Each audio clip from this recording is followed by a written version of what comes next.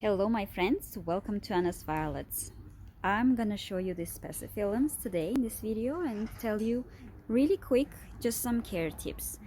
I find these plants very interesting and beautiful just because of the lush green leaves, which are quite big on some varieties, and of course these white flowers are amazing and they're so beautiful. Now these ones are physical, this is a physical damage, that's why it's a little bit brownish here, but you can see that the flowers are absolutely white, snow white, and very beautiful. As for the care tips, you can see now that they are in these nursery pots here, and the soil is not actually the right one for them. Well, it's still fine because in the greenhouses they can actually live in a or grow in any soil, I would say, because the conditions are totally different. And these plants need very bright light, so you can have them very close to the window, but maybe they will not tolerate this very strong summer sunlight, direct sunlight. Maybe the leaves can get burned in this case, but if you provide them with a very nice place where it's warm, when it's closer to the window, because they still like very bright indirect light, but not shade, because in the shade they will not bloom, the leaves will be smaller, or even if they bloom, the flowers will be much smaller and you will have just less flowers also in quantity. As for the watering, this plant is perfect because they will tell you when they need watering. The leaves will get a little bit wilted if you are a bit late with watering, but then as soon as you water them, they will recover and be straight again. Now these leaves are a little bit variegated. You can see there is a little bit of some white lines on them. This is another variety. Let me see if they have the name. I don't really know the name of this one. So it's silver cupido, but this says the same. So this is just green leaves and it's also silver cupido. Let me see here.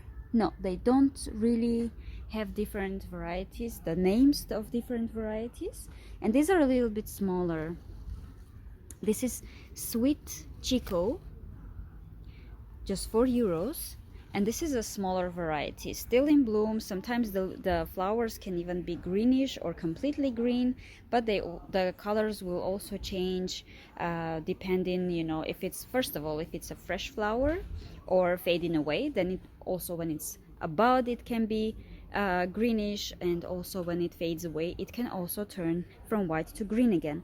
But also the temperature and even the soil, the type of soil can cause the color of the flower to change. Look at this one, green and so beautiful. It's just about going to be full flower very, very soon. So if you would see, like in comparison, these are, so in between we have Dracaena, but you can see that the variety is absolutely different. The size is different, but it looks almost the same, I would say. And you can of course also just clean the leaves. They will be shinier, I would say.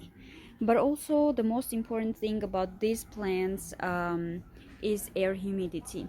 You need to have very high air humidity, because otherwise, if your air is dry, the tips of the leaves can get dry, like so. If the tip is just brown dry, it's hot air or dry air.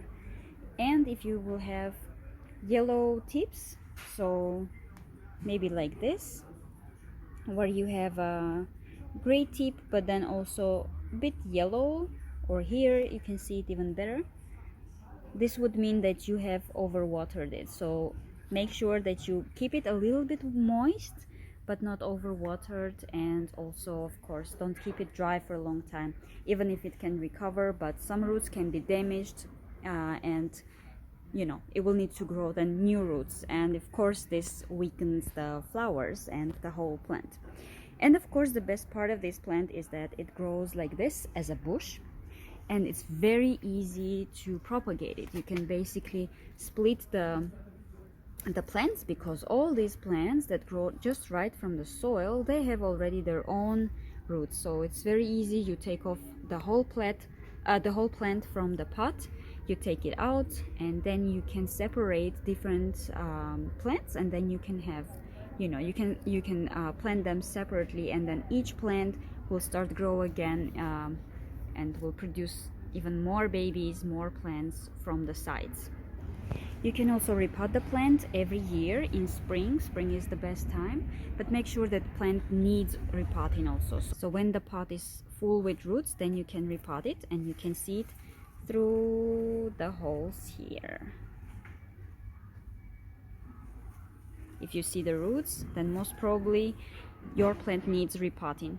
And you can also, of course, spray the plant when it's not flowering. By spraying, you will also increase the humidity of the air.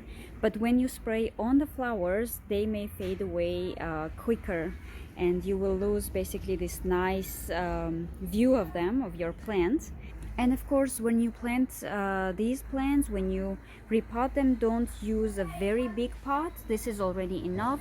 Maybe you can just refresh the soil, but keep even the size of the pot the same, because in a very big pot they can actually get rotten. The roots can suffer, and your plant will not thrive.